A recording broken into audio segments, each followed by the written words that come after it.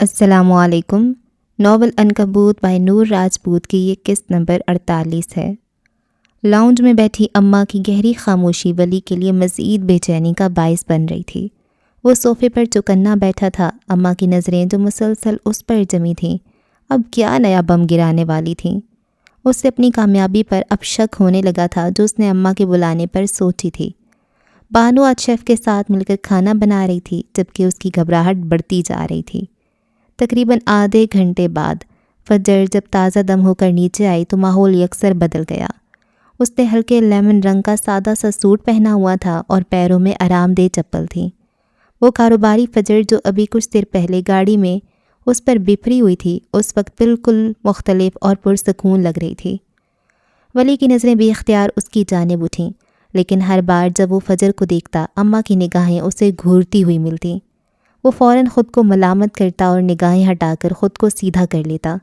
اسے یقین ہو چکا تھا کہ آج اس کی خیر نہیں ہے۔ فجر نے یہ سب بھانپ لیا تھا۔ اس نے مسکراہٹ دبائے ایک میگزین اٹھا لیا اور اس کی ورقردانی کرنے لگی۔ میگزین کے فرنٹ کور پر رئیس کی خوبصورت تصویر تھی۔ ورساچے کے لیے اس کا نیا شوٹ تھا۔ اس کے دلکش چہرے اور پراعتماد شخصیت نے میگزین کو ایک الگ ہی رنگت بخش رکھی تھی۔ ولی کی نظریں بار بار میگزین پر پڑتیں اور پھر فجر پر، جو نہایت سپاٹ چہرہ لیے بیٹھی تھی۔ جب خاموشی ناقابل برداشت ہو گئی اور ہوا میں ایک عجیب سی گھٹن محسوس ہونے لگی تو اماں نے آخرکار اپنا منہ کھولا۔ تم نے اپنے والد کی فوٹو نہیں دکھائی؟ اماں کا سوال غیر متوقع تھا۔ ولی نے بے ساختہ فجر کی جانب دیکھا جس نے میگزین مزید اوپر کر لیا تاکہ چہرہ چھپ جائے۔ وہ دراصل میرے والد فوٹو نہیں بنواتے، اس نے گھبراتے ہوئے کہا۔ ہزاروں فلیش لائٹس کی موجودگی میں کھڑے مسٹر جوزف نے اس پر 1000 لعنتیں بھیجیں۔ تمہارے والد کس دور کے ہیں جو تصویریں نہیں بنواتے؟ اماں نے اپنی بھاری آواز میں پوچھا۔ ان کی آنکھوں میں گہری تفتیش تھی۔ ولی سے کوئی جواب نہیں بن پایا، وہ بس اماں کے سامنے لاچار بیٹھا تھا، جبکہ فجر میگزین میں منہ چھپائے اس صورتحال پر لطف لے رہی تھی۔ اسے ضد کرنے والا آخر اماں کے ہاتھوں پکڑا گیا تھا۔ کچھ دیر بعد بانو نے آ کر کھانا تیار ہونے کا اعلان کیا تو اس نے سکون کا سانس لیا۔ سب کھانے کی میز پر بیٹھ گئے، بانو اور فجر بھی، جبکہ ولی کے لیے کھانا گلے سے نیچے اتارنا مشکل ہو رہا تھا۔ اماں کی گھورتی نظریں اور بانو کا بنا ہوا منہ اسے مسلسل بے چین کر رہا تھا، جبکہ فجر یوں بیٹھی تھی جیسے اسے جانتی ہی نہ ہو۔ اس نے خود کلہاڑی پر پاؤں مارا تھا، اب بھگتے۔ ماحول بدلنے کے لیے اس نے فجر سے کام کے متعلق 2-4 باتیں کی جس سے اس نے ہوں ہاں میں جواب دے کر نظر انداز کر دیا۔ اب وہ یہاں آ کر پچھتا رہا تھا۔ کھانے کے بعد چائے کا دور چلا۔ اماں آج ولی کو جانے دینے کے موڈ میں نہیں تھیں۔ وہ چائے کے بعد جانا چاہتا تھا جب فجر کسی کام سے اوپر چلی گئی اور بانو باہر لان میں فون سن رہی تھی۔ ولی کو پیاس کا احساس ہوا۔ مجھے تھوڑا پانی چاہیے تھا۔ تم بیٹھو میں لاتی ہوں۔ نہیں میں لے لیتا ہوں، آپ بس بتا دیں۔ اماں نے اسے کچن کا راستہ دکھایا۔ وہ اٹھ کر کچن کی جانب بڑھ گیا۔ 2 گلاس پانی پینے کے بعد وہ خود پر قابو پاتا گہرے سانس لیتا پلٹا تو ساکت رہ گیا۔ اماں اس کے پیچھے کھڑی تھیں، ان کی نظریں خون خوار تھیں۔ وہ ساکت رہ گیا۔ کون ہو تم؟ اماں کی آواز نہایت سرد تھی۔ ایسی کسی صورتحال کا اس نے سوچا بھی نہیں تھا۔ جبکہ اماں کی نگاہیں زخمی تھیں، وہ کچھ اور ہی کہانی سنا رہی تھیں۔ یہ ایک دن پہلے کی بات تھی۔ اماں بانو اور ڈرائیور کے ساتھ گروسری کرنے گئی تھیں۔ جیسے ہی وہ مال سے باہر نکلیں بانو کی نظر بے ساختہ ایک گاڑی پر پڑی۔ اماں وہ دیکھیں، گلگتی چیتا۔ بانو نے فوراً ان کی توجہ مبذول کروائی۔ ولی رئیس کے ساتھ ایک عالیشان عمارت سے باہر نکل رہا تھا۔ وہ دونوں مسکرا رہے تھے اور پھر اماں نے انہیں ایک گاڑی میں بیٹھتے ہوئے دیکھا۔ اماں کو لگا جیسے آسمان ان پر گر پڑا ہو، یعنی وہ رئیس کا پیادہ تھا۔ انہیں اپنے سینے میں درد کی ایک تیز ٹیس اٹھتی محسوس ہوئی، یعنی وہ ایک منصوبے کے تحت وہاں آیا تھا۔ وہ ساری رات سو نہیں پائیں۔ فجر سے براہ راست بات نہیں کر سکتی تھیں ورنہ اسے سچائی بتانی پڑتی، اس لیے انہوں نے آج ولی کو کھانے پر بلایا تھا تاکہ اس سے سچ اگلوا سکیں۔ اماں کے دل میں رئیس کے لیے گہری نفرت اور خوف تھا اور نہیں چاہتی تھیں فجر کو بھنک بھی پڑے۔ کون ہو تم؟ اماں کی آواز دوبارہ ابھری اور اگلے ہی پل انہوں نے شیلف پر رکھی چھری اٹھا لی۔ وہ چھری ہاتھ میں تھامے اس کی جانب بڑھیں۔ ولی اپنی جگہ جمع رہا۔ اس کی گھبراہٹ فوراً غائب ہو گئی اور چہرے پر ایک ناقابل فہم تاثر ابھرا۔ رئیس سے کیا تعلق ہے تمہارا؟ کس نے بھیجا تمہیں؟ وہ چھری کو ایسے تھامے ہوئے تھیں جیسے ابھی اس کی گردن کاٹ دیں گی۔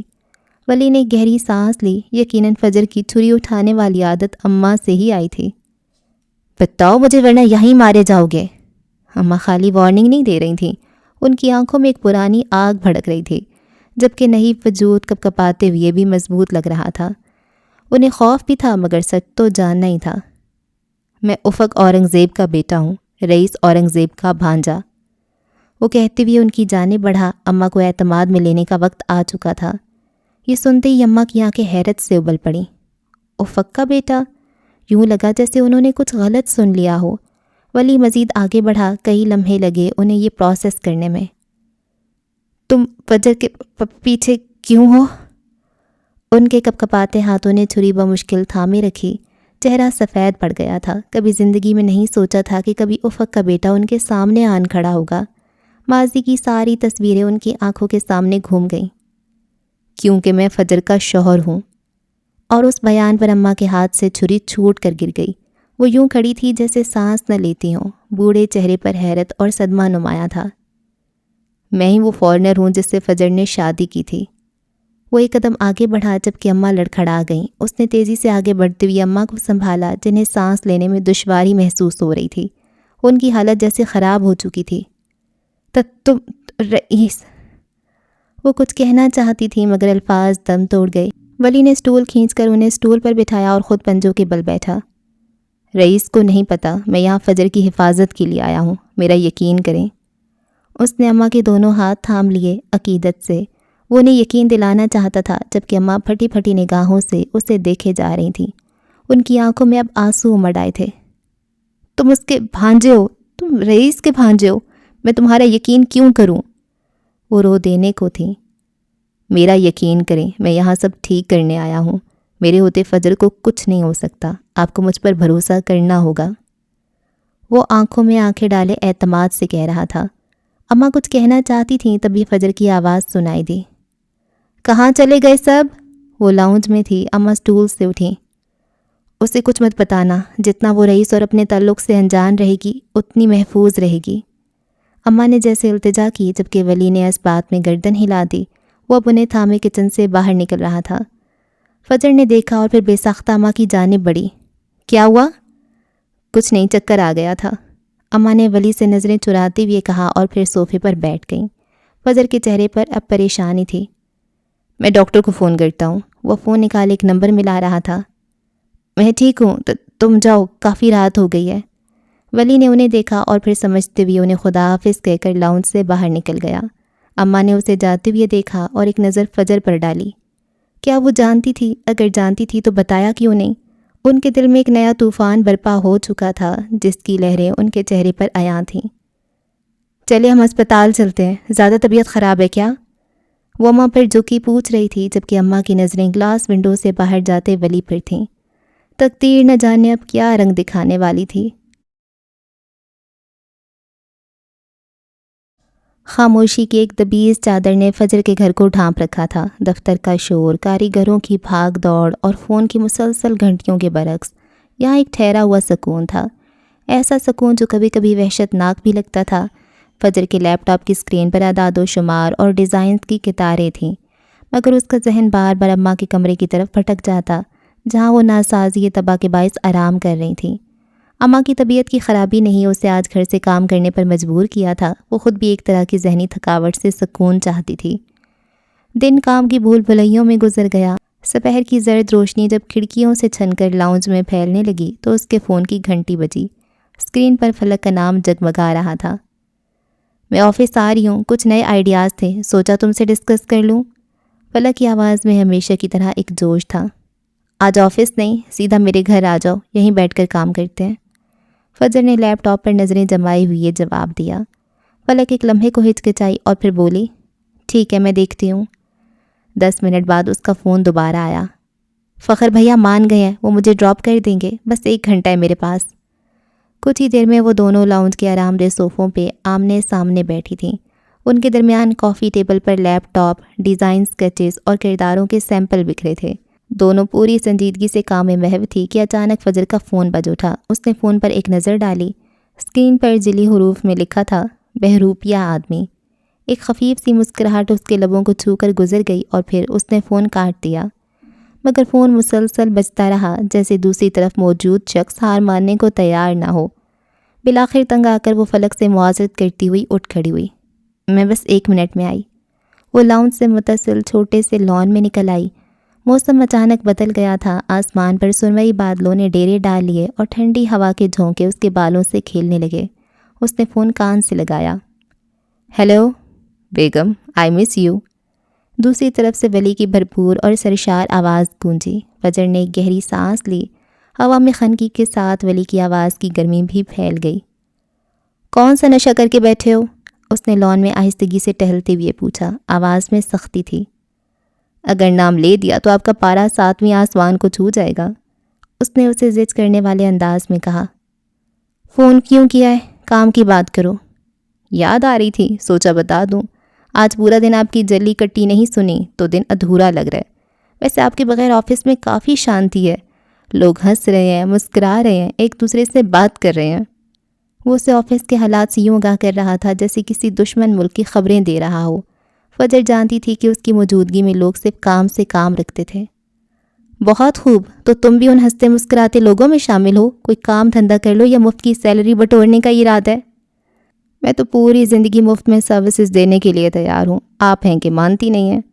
اس کی آواز میں شرارت تھی۔ اوکے، میں فون بند کر رہی ہوں۔ وہ واقعی فون بند کرنے والی تھی کہ ولی کی آواز اچانک سنجیدہ ہو گئی۔ 1 منٹ، فون بند مت کیجیے گا، ایک ضروری خبر دینی ہے۔ اس کے لہجے کی سنجیدگی نے فجر کو رکنے پر مجبور کر دیا۔ وہ ماڈلنگ ایجنسی کل میٹنگ کے لیے مان گئی ہے۔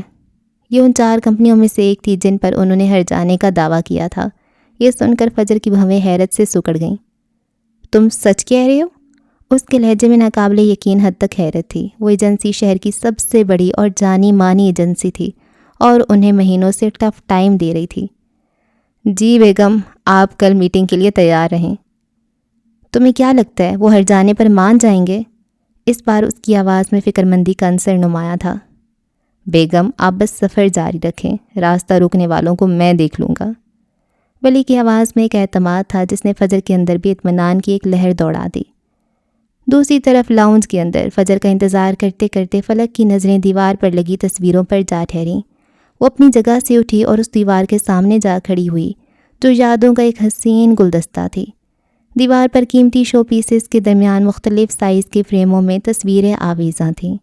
ایک تصویر میں ابا تھے اپنی جوانی کے دنوں میں، دوسری میں اماں مسکرا رہی تھیں، ایک فریم میں منار کی تصویر تھی۔ فلک غور سے ایک چہرے کو دیکھ رہی تھی کہ اچانک اس کی نظر ایک پرانی بلیک اینڈ وائٹ تصویر پر پڑی اور وہ جہاں تھی وہیں ساکت رہ گئی۔ یہ اماں کی جوانی کی تصویر تھی، وہی ناک نقشہ، وہی آنکھیں، مگر ان میں ایک ایسی چمک تھی جو اب ماند پڑ چکی تھی۔ فلک کو لگا جیسے لاؤنج کی چھت گھوم رہی ہو، اس کے پیروں تلے زمین نکل گئی۔ اس کی بڑی بڑی آنکھیں حیرت اور ناقابل یقینی سے مزید پھیل گئیں۔ اس نے کبھی خواب و خیال میں بھی ایسا نہیں سوچا تھا۔ تصویر میں موجود عورت صرف آسیہ ترنم نہیں تھی، وہ ترنم عالمگیر تھیں۔ پھپھو؟ ایک ناقابل سماعت سرگوشی اس کی لبوں سے نکلی۔ اس کے گلے میں آنسوؤں کا ایک گولا اٹک گیا تھا۔ وہ ترنم عالمگیر جنہیں سالوں پہلے خاندان سے آگ کر دیا گیا تھا، وہ جن کا نام لینا بھی عالمگیر حویلی میں سب سے بڑا گناہ سمجھا جاتا تھا۔ اسے یقین نہیں آ رہا تھا کہ زندگی اسے اس طرح اپنی گم شدہ پھپھو سے ملوا دے گی۔ وہ کئی پل بت بنی وہیں کھڑی رہی، اس کا ذہن معوف ہو چکا تھا۔ تبھی اسے اپنے پیچھے ایک آہٹ محسوس ہوئی۔ اس نے پلٹ کر دیکھا، سامنے اماں کھڑی تھیں، بلکہ نہیں، سامنے ترنم عالمگیر کھڑی تھیں، عالمگیر خاندان کی پہلی بیٹی۔ وقت نے کتنی بے رحمی سے ان کے نقوش کو دھندلا دیا تھا، زندگی نے انہیں کیا سے کیا بنا دیا تھا۔ وہ آن بان سے جینے والی ترنم عالمگیر، جنہوں نے پرانے محلے میں گمنامی کی زندگی گزار دی تھی، یہ تو فجر کی لگن اور کوشش تھی جو انہیں اس حال میں یہاں تک لے آئی تھی۔ فلک کی آنکھیں آنسوؤں سے لبریز تھیں، وہ انہیں دیکھ رہی تھی جبکہ اماں کے چہرے پر شدید حیرانی کے تاثرات تھے۔ انہیں بھی احساس ہو رہا تھا کہ فلک کا انہیں یوں دیکھنا عام بات نہیں، مگر وہ اس کے جذبات کی شدت کو سمجھ نہیں پا رہی تھیں۔ اور پھر اگلے ہی پل جذبات کا بند ٹوٹ گیا۔ فلک بھاگ کر ان سے لپٹ گئی، اس نے اپنے دونوں بازو ان کی گرد مضبوطی سے لپیٹ لیے، جیسے اسے ڈر ہو کہ وہ پھر کہیں کھو جائیں گی۔ پھپھو، یہ میں ہوں، فلک وجاہت عالمگیر، آپ کی بھتیجی۔ وہ اب ان کے دونوں ہاتھ تھامے بے یقینی سے کہہ رہی تھی۔ اماں ساکت کھڑی تھیں، ان کا چہرہ برف کی طرح سفید پڑ چکا تھا۔ سالوں نہیں بلکہ ایک پوری زندگی گزر گئی تھی۔ وہ بھول چکی تھیں کہ وہ کون تھیں، ان کا حسب نسب کیا تھا۔ وقت کی گرد نے ان کی شناخت، ان کا ماضی، سب کچھ دھندلا دیا تھا۔ مگر آج فلک کے ایک لفظ نے اس گرد کو ہٹا دیا۔ جذبات کا ایک ایسا سیلاب آیا تھا جو اماں جی جیسی سخت اور خود پر جبر کرنے والی خاتون کے تمام بند توڑ کر بہا لے گیا۔ ان کی آنکھوں میں دہائیوں سے قید آنسو آزاد ہونے کے لیے بے چین تھے، مگر وہ روئی نہیں۔ آنسوؤں کی بارش ان کے اندر برستی رہی، جبکہ وہ ساکت بت بنے بیٹھی رہیں۔ جب فجر اپنے ذہن میں ولی کے ساتھ ہوئی گفتگو اور میٹنگ کی تفصیلات کو ترتیب دیتی ہوئی واپس لاؤنج میں داخل ہوئی تو دہلیز پر ہی اس کے قدم زمین نے جکڑ لیے۔ اندر کا منظر ایک لمحے میں بدل چکا تھا۔ وہ ہلکی پھلکی کام سے بھرپور فضا اب ایک بھاری بوجھل خاموشی میں تحلیل ہو گئی تھی، ایسی خاموشی جو کسی طوفان کے بعد چھا جاتی ہے۔ صوفے پر اماں بیٹھی تھیں اور ان کے پاس ان کے جھریوں بھرے کانپتے ہوئے ہاتھ اپنے ہاتھوں میں تھامے فلک بیٹھی تھی۔ فلک کی آواز ہچکیوں میں ڈوبی ہوئی تھی، مگر اس میں دہائیوں کا گلہ، برسوں کی تشنگی اور ایک معصومانہ سوال تھا۔ آپ نے کبھی رابطہ نہیں کیا پھپھو؟ فلک کی آواز ٹوٹی ہوئی سرگوشی کی مانند ابھری۔ آپ نے کبھی پلٹ کر نہیں دیکھا؟ کبھی یہ جاننے کی کوشش نہیں کی کہ آپ کے گھر والے کیسے ہیں؟ آپ نے ایسا کیوں کیا؟ آپ نے کبھی اپنے ماں باپ کی خبر نہیں لی؟ کیا کبھی آپ کو ان کی یاد نہیں آئی؟ اماں خاموش تھیں، ان کے پاس کوئی جواب نہیں تھا۔ ان کی آنکھیں خالی تھیں، جیسے وہ اس لاؤنج میں نہیں بلکہ ماضی کے کسی اذیت ناک لمحے میں قید ہوں۔ وہ لفظ کہاں سے لاتی ہیں جو اس ہجر، اس گمنامی اور اس جلا وطنی کی وضاحت کر سکتے؟ فلک کی پیدائش سے کئی سال پہلے انہیں حویلی سے نکالا گیا تھا، مگر فلک نے جب سے ہوش سنبھالا تھا اپنی اس اکلوتی پھپھو کے بارے میں صرف برا ہی سنا تھا۔ خاندان کے ہر فرد نے ان کے کردار پر انگلیاں اٹھائی تھیں، مگر دادی اماں کے صندوق میں چھپا کر رکھی گئی چند پرانی تصویروں نے فلک کے دل میں ایک الگ کی کہانی لکھی تھی۔ ان تصویروں میں نظر آنے والی زندہ دل، مسکراتی آنکھوں والی لڑکی اسے کبھی بری لگ ہی نہیں سکی۔ اسے ہمیشہ اپنی اس پھپھو سے ملنے کی ایک شدید چاہ رہی، اور اس بات کا دکھ بھی رہا کہ خاندان نے انہیں اتنی آسانی سے کیسے کاٹ کر پھینک دیا تھا۔ دادی اماں کو ان کا دکھ لے ڈوبا۔ وہ چھپ چھپ کر اپنی اکلوتی بیٹی کے لیے روتی تھیں۔ خون کا رشتہ شاید ایسا ہی ہوتا ہے۔ فلک کے سوال صرف اس کے نہیں تھے، ان میں ایک دادی اماں کی محرومی کا درد تھا۔ اس درد کی تپش ایسی تھی کہ اماں کی آنکھوں سے آنسوؤں کی ایک نئی لڑی بہہ نکلی۔ فجر دروازے میں بت بنی کھڑی تھی، اس کے لیے یہ سب ناقابل یقین تھا۔ اس کی اماں، وہ عورت جسے اس نے ایک خستہ حال چھوٹے سے محلے کے بوسیدہ مکان سے نکالا تھا، اس کا تعلق ایک بڑے اور نامور گھرانے سے تھا۔ وہ عورت جس نے ہمیشہ مفلسی اور سادگی میں زندگی گزاری، وہ عالمگیر حویلی کی بیٹی تھی۔ فجر کا دماغ معوف ہو رہا تھا۔ ایک کے بعد ایک کئی انکہے راز اس پر آشکار ہو رہے تھے، اور پھر بجلی کے کوندے کی طرح اسے وہ زمین یاد آئی، وہ وسیع و عریض زمین جو اماں نے اسے دی تھی۔ اب پتہ چلا تھا وہ کہاں سے آئی تھی۔ یہ خیال آتے ہی فجر کے دل میں ایک ٹیس سی اٹھی۔ اس عورت نے کتنی بڑی قربانی دی تھی، اپنی شناخت، اپنا ماضی، اپنی دولت، سب کچھ بھلا کر ایک گمنام زندگی گزاری، اور جو کچھ ان کے پاس تھا وہ بھی چپ چاپ فجر پر نچھاور کر دیا۔ لیکن سوال یہ تھا، کیوں؟ ایسا کیا ہوا تھا ماضی میں جو ان سے ان کی پہچان، ان کی شناخت چھین لے گیا؟ اس کے اپنے جذبات اتنے گڑمڑ ہو گئے تھے کہ وہ بس خالی خالی نظروں سے اماں کو دیکھے جا رہی تھی۔ وہ کیا کہے، کیا سوچے، اس کی ہمدردی، اس کی محبت، اس کی حیرت، سب کچھ آپس میں الجھ گیا تھا۔ تبھی فلک کی نظر روتے روتے فجر پر پڑی۔ ایک لمحے کو اس کی آنکھوں میں الجھن ابھری، مگر پھر ایک نئی دریافت کی چمک نے آنسوؤں کو بھی پیچھے چھوڑ دیا۔ اس کے ٹوٹے ہوئے چہرے پر ایک ہلکی سی بھیگی ہوئی مسکراہٹ ابھری۔ فجر، اس کی آواز میں ایک نئی پہچان کی خوشی تھی۔ اس کا مطلب تم میری کزن ہو؟ یہ جملہ فضا میں تیرتا رہا۔ فجر جو اب تک صدمے کی حالت میں تھی، اس نئے رشتے کے احساس سے جیسے جاگ گئی۔ فلک صرف اس کی کولیگ نہیں تھی، وہ اس کا خون تھی، اس کے ماموں کی بیٹی۔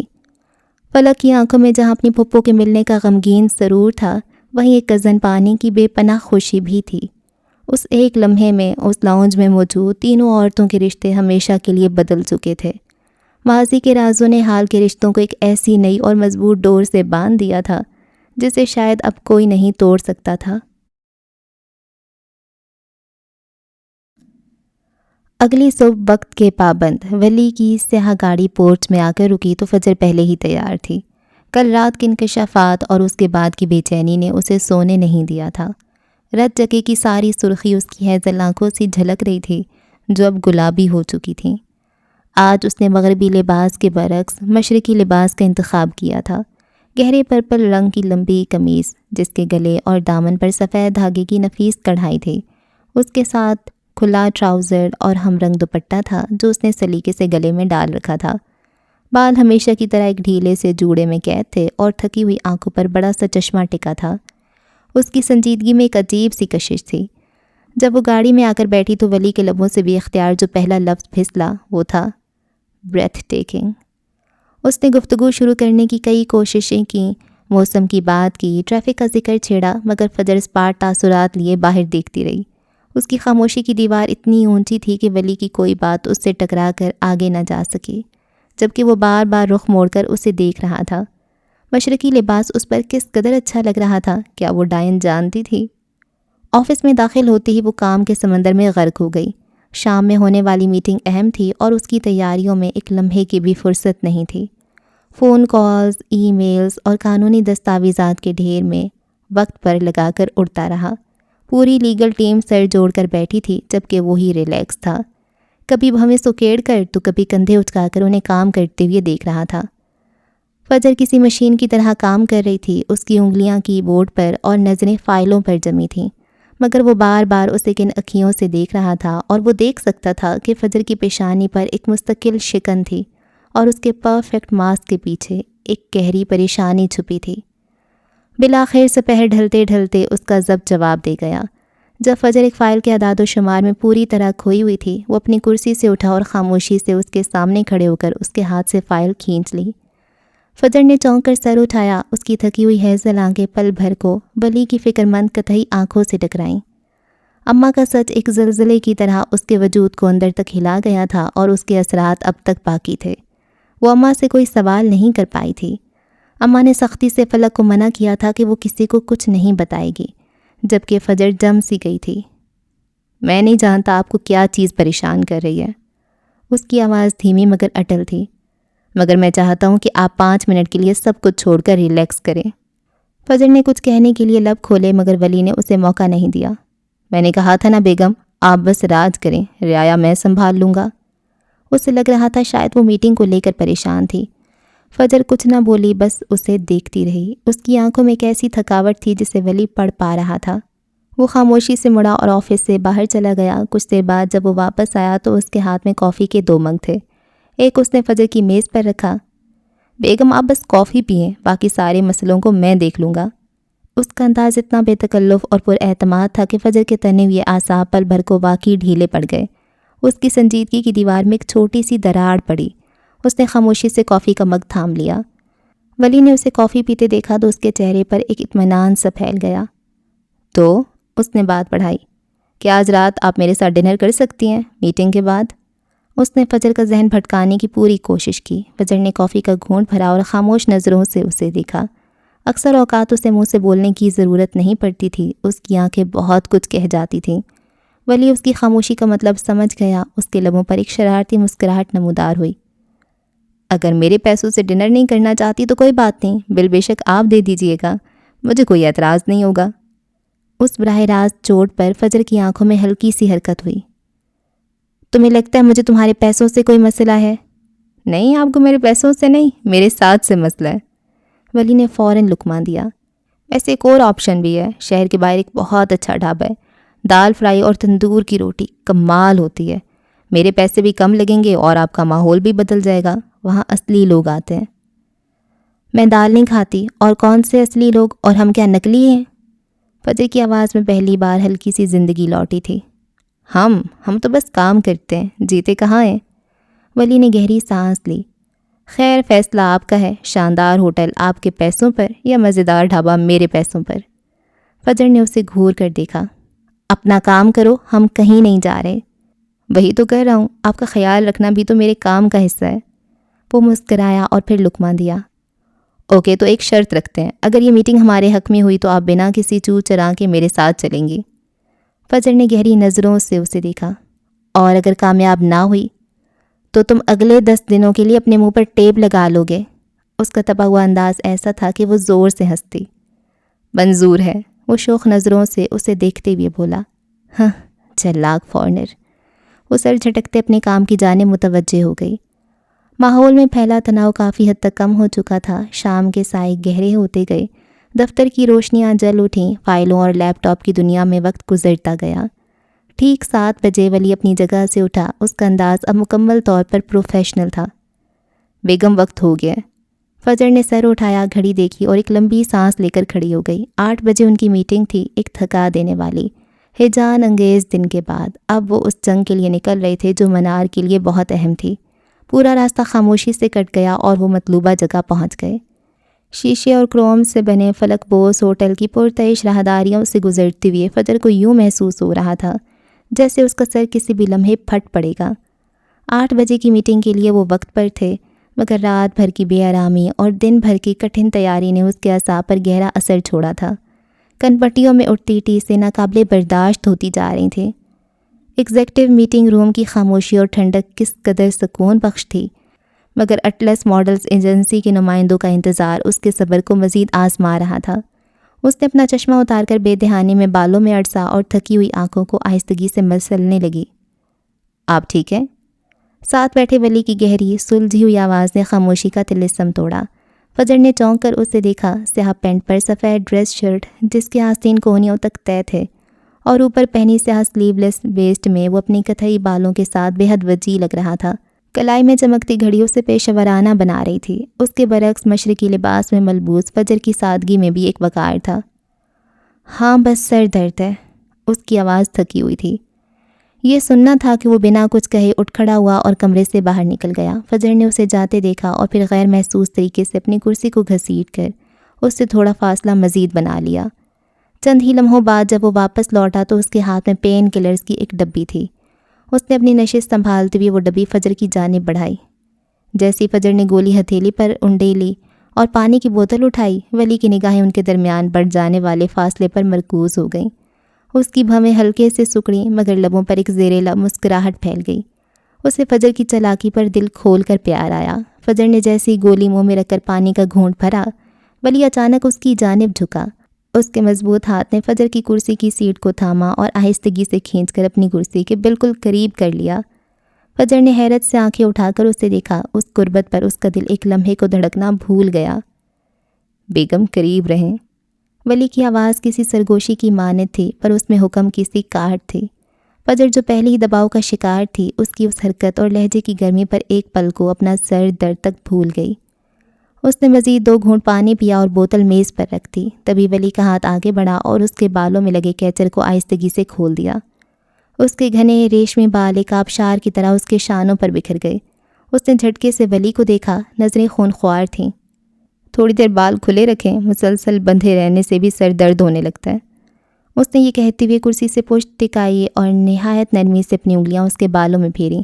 اس کا لمس شفیق اور پرسکون تھا۔ وہ جو کل سے ایک مشین کی طرح کام کر رہی تھی، اس کا دماغ معوف ہو چکا تھا۔ وہ اس لمحے میں ولی کی ان حرکتوں پر کوئی احتجاج نہ کر سکی۔ ریلیکس رہیں، اس نے بالوں کو سہلاتے ہوئے دوبارہ کہا۔ یہ میٹنگ ہمارے حق میں ہوگی۔ اس کے ہاتھوں کے لمس میں جتنی نرمی تھی، لفظوں میں اتنا ہی اعتماد تھا۔ جب فجر سے یہ خاموش قربت برداشت نہ ہوئی تو وہ بالآخر بول پڑی۔ ولی، تم میرے بال خراب کر رہے ہو۔ اس کی آواز میں کمزور سا احتجاج تھا۔ وہ اس کے بوسیدہ سے بہانے پر ہنس دیا۔ آپ میرے خراب کر لیں؟ اس کا لہجہ شرارت سے بھرپور تھا۔ وہ جس طرح اس کے بالوں کو سہلا رہا تھا، اس سے بال خراب ہونا تو ناممکن تھا۔ مجھے نہیں پسند کوئی میرے بالوں کو چھوئے، اس نے نظریں پھیرتے ہوئے کہا۔ خیر، میں کوئی تو نہیں ہوں، شوہر ہوں آپ کا۔ اس کے لہجے میں حق اور اپنائیت کا ایسا گہرا رنگ تھا کہ وہ پل بھر کو لاجواب ہو گئی۔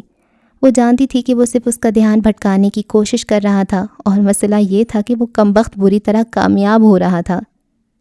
تمہاری حرکتیں ایسی نہیں ہیں کہ تمہیں نوٹس دیا جائے، تم سیدھا ٹرمینیٹ ہونے کے لائق ہو۔ اس کے غصے پر ولی دوبارہ ہنس دیا۔ اس بار اس کی ہنسی میں کھنک تھی۔ آج رات میرے ساتھ ڈنر کر لیں، اس کے بعد چاہے تو نوکری سے نکال دیجیے گا، میں اف بھی نہیں کروں گا۔ فجر نے گہری سانس لے کر رخ موڑ کر اسے دیکھا۔ اس کا شفاف اور ابری ہوئی نسوں والا ہاتھ اب بھی اس کے بالوں میں ٹھہرا ہوا تھا۔ ہم یہاں میٹنگ کے لیے آئے ہیں، اس نے لفظ چبا چبا کر کہے۔ میٹنگ ابھی شروع نہیں ہوئی بیگم، اس نے نرمی سے اسے دیکھتے ہوئے کہا۔ اس کی آنکھوں میں ایک ایسی الوہی چمک تھی جو سیدھا فجر کے دل میں اتر رہی تھی۔ تم ناقابل برداشت ہو ولی، اس نے تھک کر ہار مان لی۔ اس بات پر وہ کھل کر ہنس دیا۔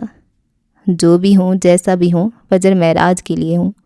اس نے گہرے جذب سے یہ کہتے ہوئے اپنا ہاتھ ہٹا لیا اور سیدھا ہو کر بیٹھ گیا۔ کمرے میں ایک بھیگی ہوئی خاموشی چھا گئی، جس میں صرف دو دلوں کی دھڑکنیں اور ولی کے کہے گئے الفاظ کی گونج باقی تھی۔ چند ہی لمحوں بعد دروازہ کھلا اور اٹلس ایجنسی کے کارکنان اندر داخل ہوئے اور میٹنگ کا باقاعدہ آغاز ہو گیا۔ مگر اب فجر کا سر درد جا چکا تھا، وہ اپنے اندر گہرا سکون محسوس کر رہی تھی۔ مس فجر، آپ کو یہاں دیکھ کر حیرت ہوئی۔ مجھے لگا تھا آپ ہمارا مزید وقت ضائع نہیں کرنا چاہیں گے، اٹلس کے CEO ارسلان نے کہا۔ اس کی آواز میں طنز تھا۔ فجر نے پرسکون نظروں سے اسے دیکھا اور پھر گویا ہوئی۔ مسٹر ارسلان، جب حق اور سچائی کی بات ہو تو وقت کی کوئی اہمیت نہیں ہوتی۔ آپ جانتے ہیں کہ آپ نے ہمارے ساتھ کیے گئے معاہدے کی خلاف ورزی کی ہے۔ ولی نے میز پر رکھی فائل ان کی جانب کھسکائی۔ اس فائل میں تمام قانونی دستاویزات، معاہدے کی کاپیاں اور عدالتی فیصلے کی نقول موجود تھیں۔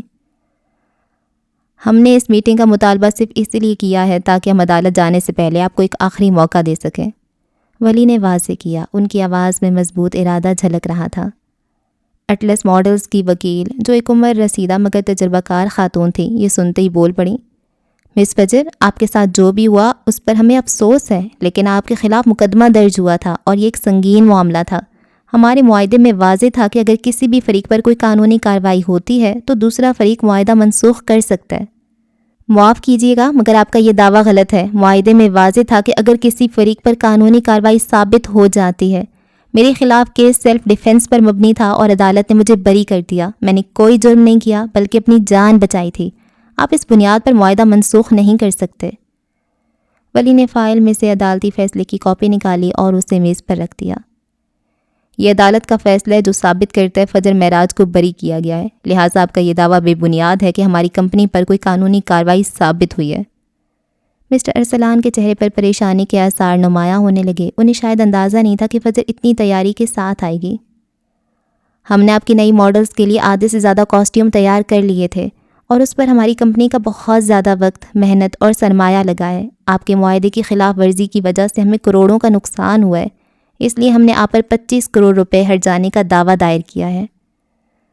دراصل اٹلس کی نئی ماڈلز کی لانچ کے لیے انہوں نے منار سے کاسٹیوم بنوائے تھے۔ یہ پروجیکٹ اسی سلسلے میں تھا جس پر کافی حد تک کام ہو چکا تھا۔ 25 کروڑ بہت زیادہ ہے، ہم یہ ہرجانہ ادا نہیں کر سکتے، وکیل فوراً بول پڑی۔ مسٹر ارسلان، یہ صرف ہمارے مادی نقصان کی بات نہیں ہے بلکہ اس میں ہماری ساکھ اور ذہنی اذیت بھی شامل ہے۔ ہم نے اس پر بہت وقت صرف کیا ہے اور یہ ہمارا حق ہے۔ فجر کا لہجہ دو ٹوک تھا۔ اٹلس ماڈلز کی وکیل نے بیچ بچاؤ کی کوشش کی۔ دیکھیے، ہم سمجھتے ہیں کہ یہ ایک مشکل صورتحال ہے، کیا ہم کسی درمیانی راستے پر بات کر سکتے ہیں؟ فجر نے ولی کی طرف دیکھا، پھر اس نے سر ہلایا۔ ہم یہاں حل کے لیے آئے ہیں، ہم عدالت میں گھسیٹنا نہیں چاہتے، لیکن ہم اپنا حق بھی نہیں چھوڑیں گے۔ ٹھیک ہے، ہمیں سوچنے کے لیے کچھ وقت چاہیے، اٹلس کی وکیل نے سنجیدگی سے کہا تو فجر کے لبوں پر مسکراہٹ پھیل گئی۔ وہ اپنی گردن اونچی کیے اٹھی اور کانفرنس روم سے باہر نکل گئی۔ ولی اس کے پیچھے ہی اٹھا مگر آدھے راستے میں ہی رہ گیا۔ میں نے سنا ہے رئیس جیولرز کی لانچ آپ کی کمپنی کو ملی ہے، آپ کی ماڈلز پرفارم کر رہی ہیں؟ اس نے سوالیہ نظروں سے دونوں کو دیکھا۔ یس، مگر آپ کیسے جانتے ہیں؟ مسٹر ارسلان کے چہرے پر الجھن ابھری۔ وہ زیر لب مسکرا دیا، فاتحانہ سی مسکراہٹ۔ میں ولی اورنگزیب ہوں، رئیس اورنگزیب کا بھانجا۔ آپ کو رئیس گروپ میں دیکھا تھا، یاد آیا تو سوچا پوچھ لوں۔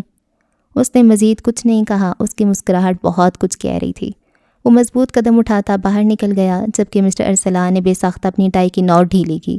وہ کنفرم کر کے نہیں گیا تھا، وہ صاف صاف بتا کر گیا تھا کہ اٹلس گروپ کو ملا یہ پروجیکٹ کینسل ہو سکتا تھا، جو کہ وہ نہیں چاہتے تھے۔ 15 منٹ میٹنگ دوبارہ شروع ہوئی۔ کافی بحث اور دلائل کے بعد اٹلس ماڈلز نے یہ مان لیا کہ معاہدے کی منسوخی ان کی غلطی تھی۔ کئی بار کے مذاکرات کے بعد بالآخر 15 کروڑ روپے کے ہرجانے پر رضامند ہو گئے تاکہ معاملہ عدالت سے باہر ہی حل ہو جائے۔ معاہدے کے یہ نئے نکات طے کیے گئے۔ اٹلس ماڈلز 15 کروڑ روپے کی رقم منار فیشن کو 2 ہفتوں کے اندر عطا کرے گی۔ منار فیشن یہ کیس واپس لے لے گی۔ دونوں کمپنیاں مستقبل میں کسی بھی قسم کے تنازعات سے بچنے کے لیے ایک دوسرے کے ساتھ دوستانہ تعلقات قائم رکھیں گی۔ دونوں فریقوں نے کانٹریکٹ کے نئے کاغذات پر دستخط کیے۔ فجر کے چہرے پر ایک اطمینان بخش مسکراہٹ تھی، جبکہ ارسلان کے چہرے پر شکست اور راحت کا ملا جلا تاثر تھا۔ میٹنگ کے اختتام پر مسٹر ارسلان نے ولی سے ہاتھ ملایا۔ ولی نے مسکراتے ہوئے کہا، مسٹر ارسلان، مجھے امید ہے کہ یہ معاملہ یہاں ختم ہو گیا اور ہم سب آگے بڑھ سکتے ہیں، جبکہ مسٹر ارسلان نے بے دلی سے ہاتھ ملایا۔ مجھے بھی یہی امید ہے۔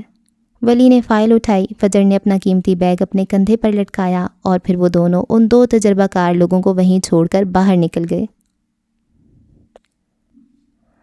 میٹنگ منار کے حق میں ہونے کے بعد وہ اسے ایک عالی شان ریستوران میں لایا تھا۔ بکنگ پہلے ہی کروا رکھی تھی، شاید وہ جانتا تھا کہ یہ میٹنگ ہر حال میں ان کے حق میں ہوگی۔ ایک خوبصورت فلور پر ان کا ٹیبل بک تھا۔ وہ فجر کو 10 منٹ انتظار کرنے کا کہہ کر گیا تھا، مگر 20 منٹ گزر چکے تھے، وہ ابھی تک واپس نہیں آیا تھا۔ فجر اپنا بیگ وہیں رکھ کر راہداری کی جانب بڑھی۔ وہ جب عشاء کی نماز پڑھ کر واپس آیا تو فجر اپنی جگہ پر نہیں تھی۔ ایک لمحے کو اس کے ماتھے پر شکن ابھری، مگر پھر اس کی نظر راہداری کے سرے پر کھڑی فجر پر پڑی۔ وہ بلوریں دیوار کے پاس کھڑی باہر شہر کی جگمگاتی روشنیوں کو دیکھ رہی تھی۔ اس کے بال پھر سے ایک نفیس جوڑے میں قید تھے، بس 2 آزاد لٹیں اس کے حسین چہرے کے گرد حالا کیے ہوئے تھیں۔ اسے دیکھ کر ولی کے لبوں پر ایک بے اختیار مسکراہٹ پھیل گئی۔ وہ دھیرے دھیرے قدم اٹھاتا اس کی جانب بڑھا۔ ابھی وہ چند قدم ہی دور تھا کہ ایک انجان آواز نے اس کے قدموں کو وہیں روک دیا۔ ہائے! ایک خوبصورت اور جدید لباس میں ملبوس لڑکی پرجوش انداز میں فجر کے سامنے کھڑی تھی۔ آپ فجر معراج ہیں؟ دا فجر معراج! اس کی آنکھوں میں خوشی اور حیرت ایک ساتھ رقص کر رہی تھی۔ میں آپ کی بہت بڑی فین ہوں۔ آپ کے ڈیزائنز، آپ کی باتیں، آپ کی بہادری، آپ کی بولڈنس، سب کچھ کمال ہے۔ وہ ایک ہی سانس میں بولے جا رہی تھی۔ اس کا ہر لفظ سچی عقیدت کا آئینہ دار تھا۔ آس پاس سے گزرتے لوگ انہیں دیکھنے کے لیے ایک لمحے کو ٹھہرتے اور پھر بڑھ جاتے۔ فجر کے تھکی ہوئے چہرے پر ایک ہلکی سی مسکراہٹ نمودار ہوئی۔ شکریہ۔ کیا آپ میرے لیے ایک برائڈل ڈریس ڈیزائن کر سکتی ہیں؟ لڑکی نے امید بھری نظروں سے پوچھا۔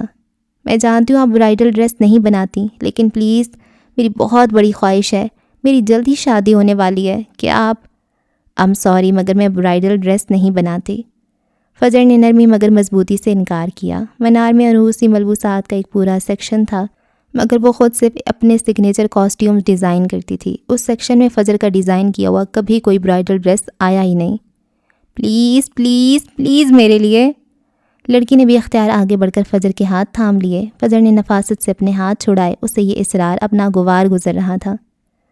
بتایا نا میں برائڈل ڈریس نہیں بناتی۔ وہ انٹروورٹ تھی۔ اجنبی لوگوں سے اس قدر بے تکلفی اسے پسند نہیں تھی، جبکہ ولی کچھ فاصلے پر کھڑا اسے دیکھ رہا تھا۔ اس سے پہلے کہ وہ مزید کچھ کہتی، ایک تیز اور گرجدار آواز فضا میں گونجی۔ وردہ، کیا کر رہی ہو تم؟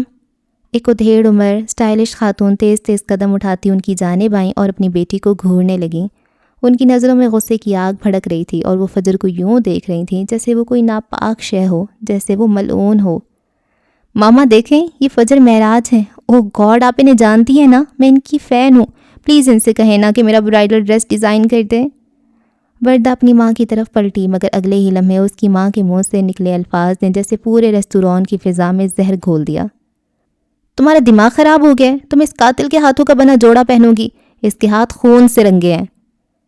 یہ سننا تھا کہ فجر کا چہرہ لمحوں میں سفید پڑ گیا۔ اس کے کانوں میں سائیں سائیں ہونے لگی۔ اسے اندازہ نہیں تھا کہ اپنی عزت اور جان بچانے کی کوشش میں جو اس سے قتل ہوا تھا اور جس مقدمے سے وہ باعزت بری ہوئی تھی، وہ معاشرے کی نظروں میں اتنا بڑا جرم تھا۔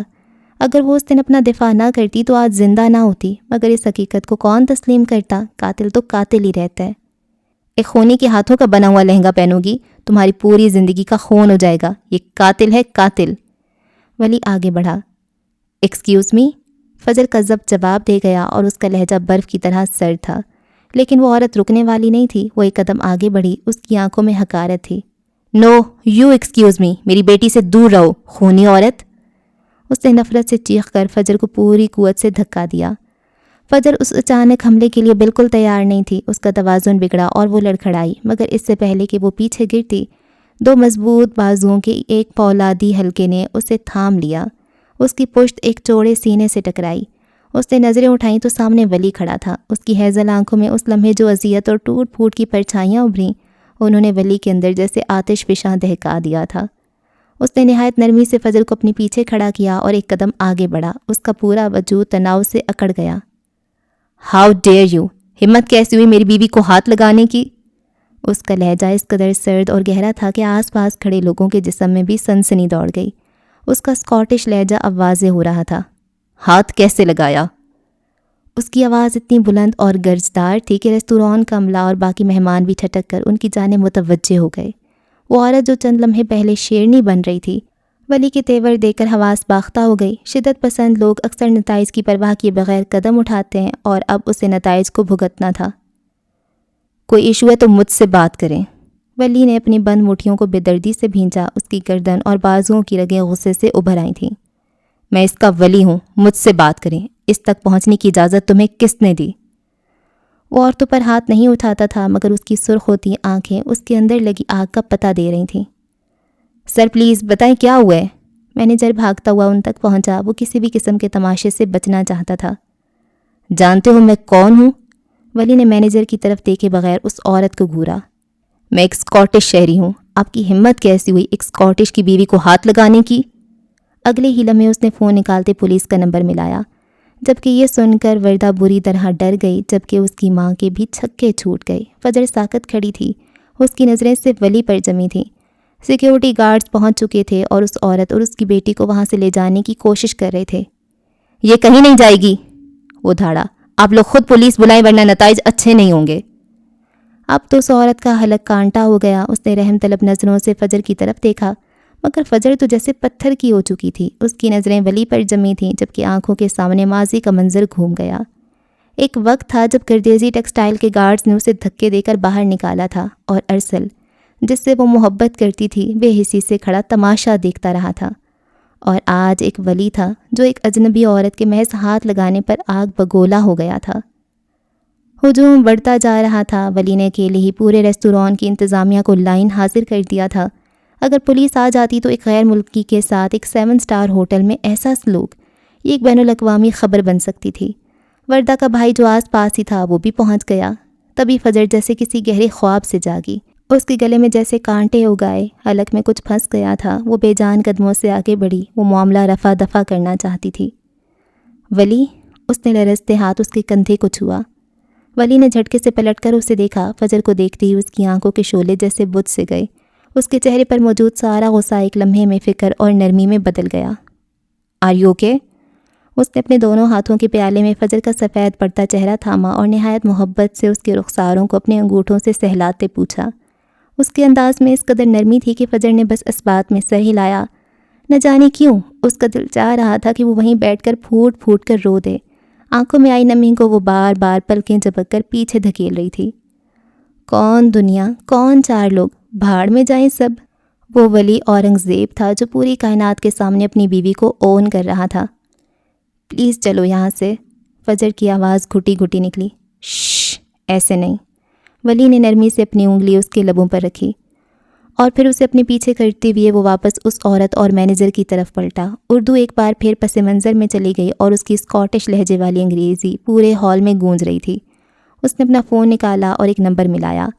رئیس اورنگزیب کا بھانجا ہونا ایک بہت بڑا ہتھیار تھا۔ وہ جانتا تھا کہ یہ ہوٹل 1 منٹ میں بند ہو سکتا تھا۔ میں یہ ہوٹل ابھی سیل کروا سکتا ہوں اگر اس عورت نے میری بیوی سے معافی نہیں مانگی، اس نے ہوٹل مینیجر کو وارن کیا۔ مینیجر نے بات ٹالنی چاہی۔ میں آپ کے ہوٹل پر حتّق عزت کا دعویٰ کر رہا ہوں۔ آپ کے ہوٹل میں میری بیوی کی تذلیل کی گئی، اس سے ہاتھ لگایا گیا۔ کیسے؟ میں اس کا ولی ہوں، مجھ سے بات کی جاتی، اسے ہاتھ لگانے کی ہمت کیسے کی؟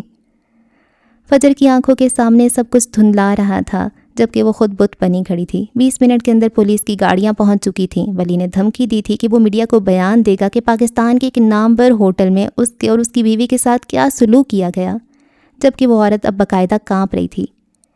یہ عورت جب تک میری بیوی سے معافی نہیں مانگے گی یہ کہیں نہیں جا سکتی، اور نہ میں جانے دوں گا۔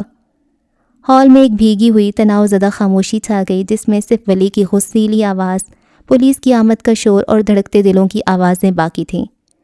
فجر کا درد سر تو کب کا جا چکا تھا، مگر اب اس کا پورا وجود ولی کے اس شدید، بے پناہ اور محافظ روپ کو دیکھ کر جم سا گیا تھا۔ اس نے آج جانا تھا کہ ولی ہونے کا مطلب کیا ہوتا ہے۔ وہ بس اسے دیکھے جا رہی تھی۔ پولیس کی آمد نے معاملے کو وہ سنگینی بخش دی تھی جس سے ہوٹل کی انتظامیہ سب سے زیادہ خوفزدہ تھی۔ آنے والے آفیسرز میں سے چند ایک جو رئیس کے وفادار تھے وہ ولی کو پہچانتے تھے۔ وہ اسے رئیس اورنگزیب کے ساتھ کئی تقریبات میں دیکھ چکے تھے، جبکہ فجر معراج کا چہرہ فیشن کی دنیا میں کسی تعارف کا محتاج نہیں تھا۔ لمحوں میں یہ عام جھگڑے سے کہیں بڑھ کر ایک ہائی پروفائل کیس بن چکا تھا۔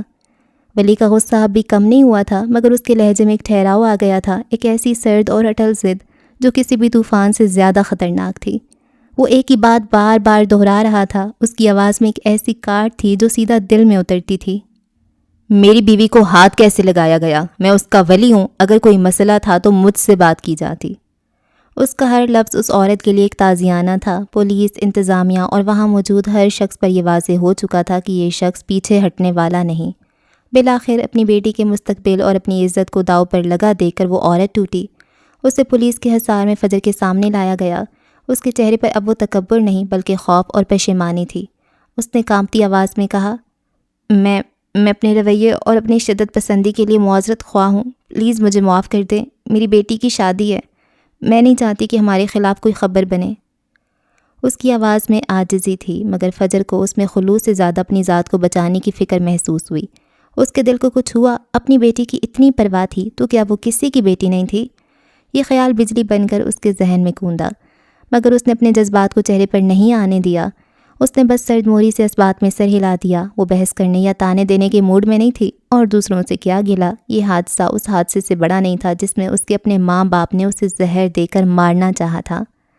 اس کے سر ہلانے کے چند منٹ بعد ہی رئیس اورنگزیب کی ایک فون کال پر ہوٹل کو حفاظتی اور انتظامی کوتاہی کے سبب پورے ایک دن کے لیے سیل کر دیا گیا۔ ہوٹل مینجمنٹ کی حالت بگڑ چکی تھی، یہ ان کے لیے ایک بھیانک خواب تھا۔ ولی نے ہوٹل سے نکلنے سے پہلے انتظامیہ کو مخاطب کیا، اس کا لہجہ اب بھی سخت تھا۔ میں ایسا ہرگز نہیں چاہتا تھا، مگر یہ ان تمام ہوٹلز اور پبلک پلیسز کے لیے ایک وارننگ ہے۔ اپنے دروازوں پر لکھ کر لگائیں کہ جاہل لوگوں کا داخلہ منع ہے۔ جس جگہ پر لوگوں کی عزت نفس محفوظ نہ ہو اسے بند ہی ہو جانا چاہیے۔ ایک تو وہ اسکاٹش شہری تھا، اوپر سے رئیس اورنگزیب کا بھانجا۔ اس نے آج اپنے اسکاٹش ہونے اور رئیس کی حیثیت کا وہ فائدہ اٹھایا تھا جو شاید رئیس نے خود بھی کبھی نہ اٹھایا ہو، مگر ولی کے نزدیک یہ ضروری تھا۔ ایسی جگہوں پر ایسے لوگوں کا داخلہ ممنوع ہی ہونا چاہیے جو اپنی زبان اور ہاتھوں سے دوسروں کو تکلیف پہنچانا اپنا حق سمجھتے ہیں۔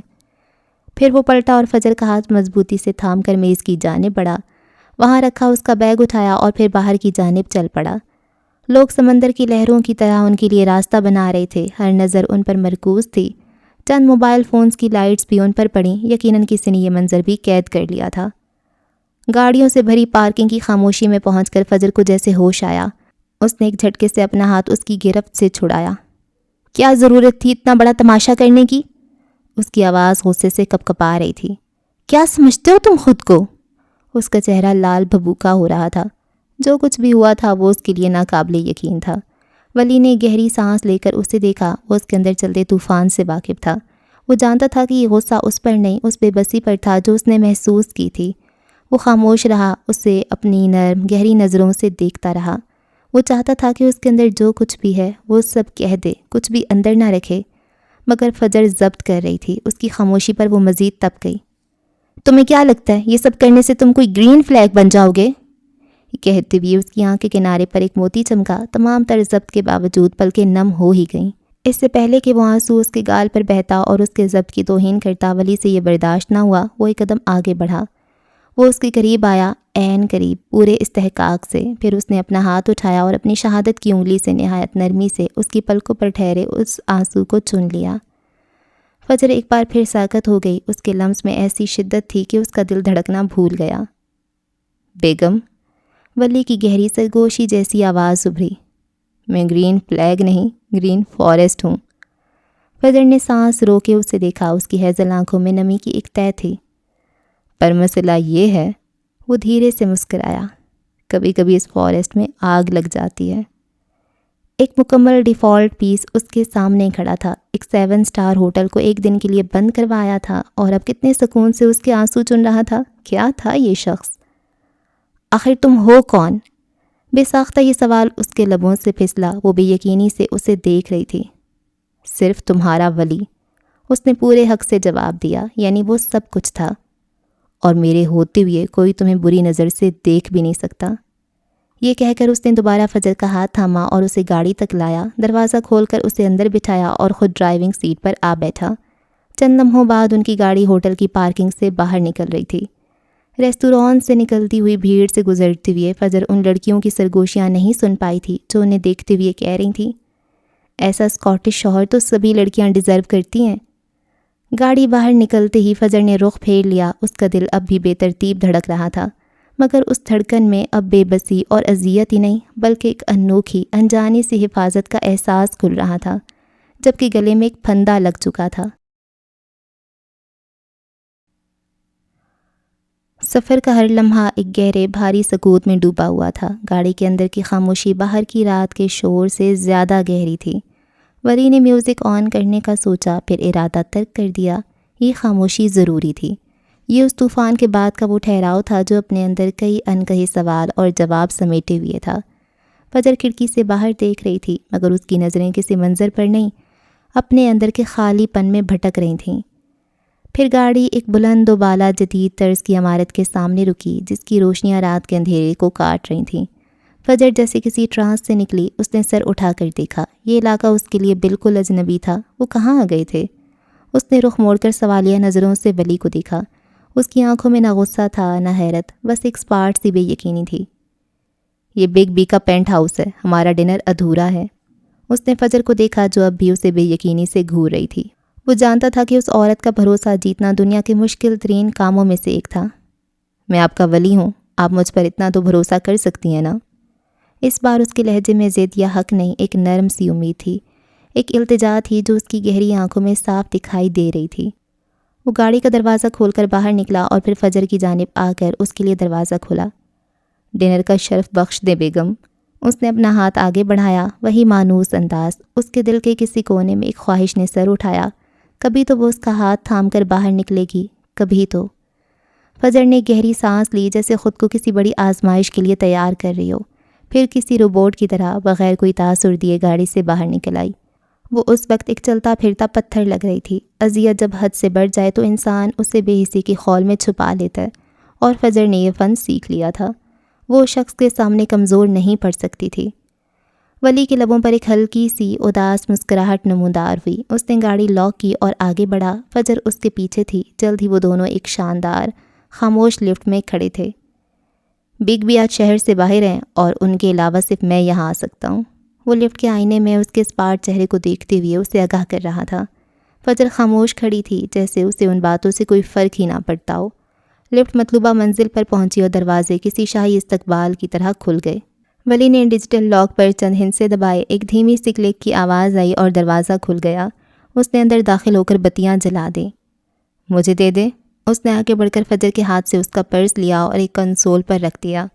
اندر داخل ہوتے ہی فجر کے قدم ایک لمحے کو ٹھٹکے۔ یہ ایک ناقابل یقین حد تک شاندار پینٹ ہاؤس تھا۔ فرش سے چھت تک پھیلی شیشے کی دیوار کے ایک طرف روشنیوں میں نہایا ہوا پورا شہر ایک دمکتے ہوئے قالین کی طرح بچھا تھا، جبکہ دوسری جانب کی شیشے کی دیوار کے پار ایک پرسکون نیلگوں سوئمنگ پول رات کی چاندنی میں چمک رہا تھا۔ ہر چیز میں نفاست اور ذوق کی بلندی تھی۔ وہ بے اختیار شہر کی جانے والی گلاس وال کی طرف بڑھی۔ یہاں سے روشنیوں کا یہ سمندر سحر انگیز لگ رہا تھا۔ وہ دیوار سے ٹیک لگا کر کھڑی ہو گئی۔ اس کے اندر کا سناٹا باہر کے شہر کے شور پر حاوی تھا۔ اسے کچھ محسوس ہی نہیں ہو رہا تھا۔ ولی کچن سے پانی کا گلاس لایا اور اسے تھمایا، پھر خاموشی سے پلٹ گیا۔ کچھ دیر کچن سے برتنوں کی کھٹ پھٹ کی آوازیں آتی رہیں، اور جب وہ دوبارہ باہر نکلا تو اس کے قدم سیدھے فجر کی جانب اٹھے۔ فجر یوں ہی کھڑی تھی، ایک سانس لیتی ہوئی مورت کی طرح، چہرہ تاثرات سے مکمل طور پر عاری۔ ولی نے چند لمحے اسے دیکھا۔ وہ اسے اس بے حسی کے خول میں مزید نہیں دیکھ سکتا تھا۔ اس نے آگے بڑھ کر اس کے سامنے اپنا ہاتھ پھیلایا۔ میں آئی؟ فجر نے چونک کر اسے دیکھا۔ اس کی نظریں الجھی ہوئی تھیں۔ وہ اس سے کس بات کی اجازت مانگ رہا تھا؟ ولی نے دھیرے سے اس کے ہاتھ سے پانی کا گلاس پکڑا اور قریب رکھی میز پر رکھ دیا۔ پھر وہ دوبارہ اس کی طرف مڑا۔ وہ اپنی سیاہ ویسٹ اتار چکا تھا اور سفید ڈریس شرٹ کی سلوٹیں اس کے مضبوط جسم پر جچ رہی تھیں۔ فجر ابھی تک اسے دیکھ رہی تھی، پھر جو ہوا وہ ناقابل یقین تھا۔ اس نے ایک قدم آگے بڑھایا اور ذرا سا جھکتے ہوئے فجر کو نہایت نرمی اور احتیاط سے اپنے بازوؤں کے حصار میں لے لیا، بالکل کسی قیمتی متاع کی طرح۔ یہ اتنا اچانک تھا کہ فجر ساکت رہ گئی، اس کی آنکھیں حیرت سے پھیل گئیں۔ کئی لمحے تو اس کے دماغ کو یہ سمجھنے میں لگ گئے کہ واقعی ایسا ہوا ہے۔ ولی کی قربت کی تپش میں اس کا وہ مصنوعی برف جیسا خول دیکھتے ہی دیکھتے چٹکنے لگا۔ آئی ایم سوری، جو کچھ بھی ہوا نہیں ہونا چاہیے تھا۔ اس کی سرگوشی فجر کے بالوں میں جذب ہو گئی۔ وہ جانتا تھا یہ عورت اندر سے ریزہ ریزہ تھی، ہاں جھکتی نہیں تھی، وہ الگ بات تھی۔ روزانہ سوشل میڈیا پر لوگوں کی نظروں میں سرگوشیوں میں اسے قاتل کہا اور مانا جاتا تھا۔ آج کا واقعہ اس زخم پر نمک تھا۔ اس کے نرم الفاظ اور اس کے وجود کی قربت میں فجر کا ضبط ٹوٹ گیا۔ وہ نو ہگ والی لڑکی تھی اور اس لمحے بھی اس کے بازو بے جان سے پہلو میں گرے رہے۔ وہ تو ابھی تک سکتے میں تھی اور پھر اس کی ہیزل آنکھوں سے نمی ابھری۔ دو موٹے موٹے آنسو ٹوٹ کر ولی کے کندھے میں جذب ہو گئے۔ یہی تو وہ چاہتا تھا کہ وہ رو لے، اپنے اندر کا زہر باہر نکال دے۔ دل کے دروازے بھی اونچے تھے، دیواروں پر کانچ بھی لگایا تھا، اندھیرا قبر سے زیادہ رکھا تھا، پھر بھی پتہ نہیں وہ شخص محبت کرنے کس راستے سے آ رہا تھا۔ چند لمحے یوں ہی گزر گئے۔ جب فجر کو ولی کے دل کی دھڑکن کے ساتھ ساتھ اپنے دل کے دھڑکنے کی آواز بھی سنائی دی تو وہ جیسے ہوش میں آئی۔ نوحگ والی لڑکی نے ایک دم تڑپ کر اس کے حصار سے نکلنا چاہا، مگر گرفت مضبوط تھی۔ چھوڑو مجھے۔ وہ اب خود کو چھڑانے کی کوشش کر رہی تھی مگر بے سود۔ تنگ نہ کریں، وہ بڑبڑایا۔ یہ لمحات اور احساسات ایسے تھے کہ وہ انہیں جینے کے لیے خود کو بھی بیچ سکتا تھا۔ میں تمہاری جان لے لوں گی ولی، چھوڑو مجھے۔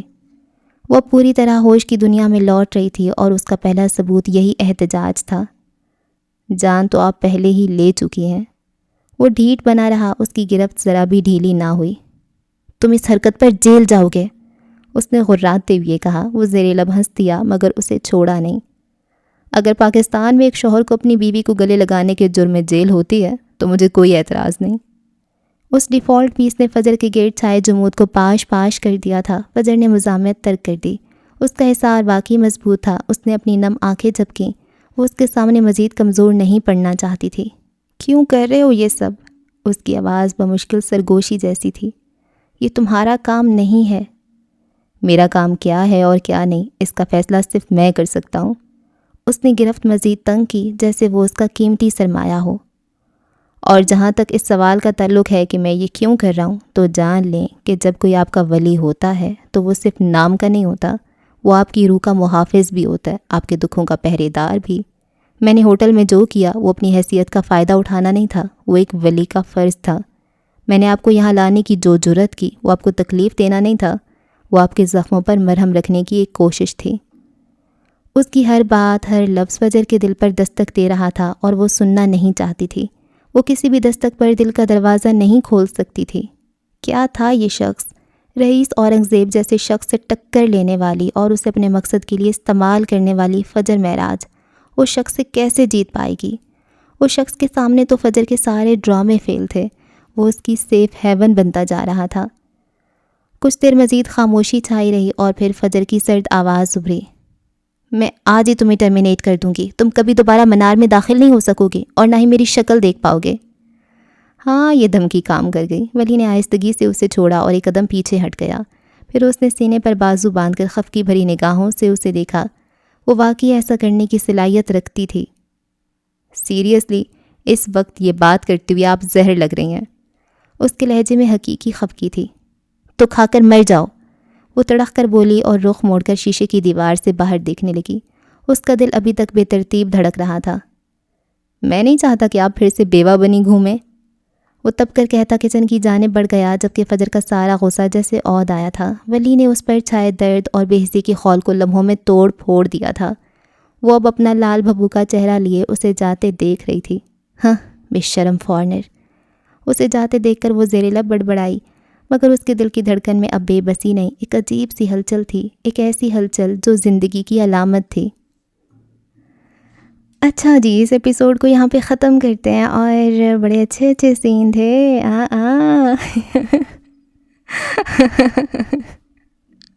اللہ۔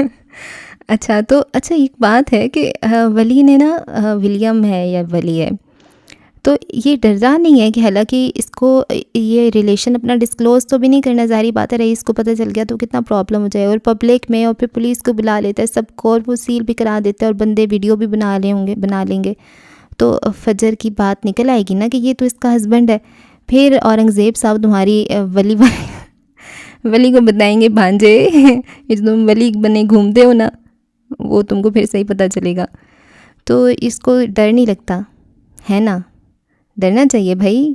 اور اچھا اس نے مدر کو، اچھا فجر کی اماں وہ فلک کی پھپھو ہیں، وہ پھپھو ہیں جو پڑھنا چاہتی تھی، ایسا کچھ تھا. اور پھر اس کے خاندان والوں نے کہا کہ تمہاری پھپھو جو تھی باہر گئی تھی تو وہ فجر کی اماں ہیں. یہ اتنے زیادہ کنیکٹڈ ہیں ایک دوسرے کے ساتھ یار. وہ ملتے ہیں آپس میں دوستی ہوتی ہے، بعد میں پتہ چلتا ہے ہم کزنز ہیں. واہ عجیب ہی ہیں سینز. چلو اچھی بات ہے. اچھا ترنم بیگم عالمگیر خاندان سے، اچھا تو تبھی تو منار ان کی دوست ہوگی نا. پھر کیسے دوست بنی ہے؟ کسی نہ کس طریقے میں سوچ رہی تھی کہ منار کی اتنی ہائی فائی فک سہیلی کیسے بن گئی. تو وہ خود بھی تو وہ اچھے ویل آف ہوں گے نا. اور ترنم بیگم بھاگ آئی تھی معراج صاحب کے ساتھ ہیں، پر کیوں؟ صحیح ہے بھائی. اور ہاں بس اگلی ایپیسوڈ میں ہوتی ہے ملاقات. رکھیں دعا میں یاد. اللہ حافظ.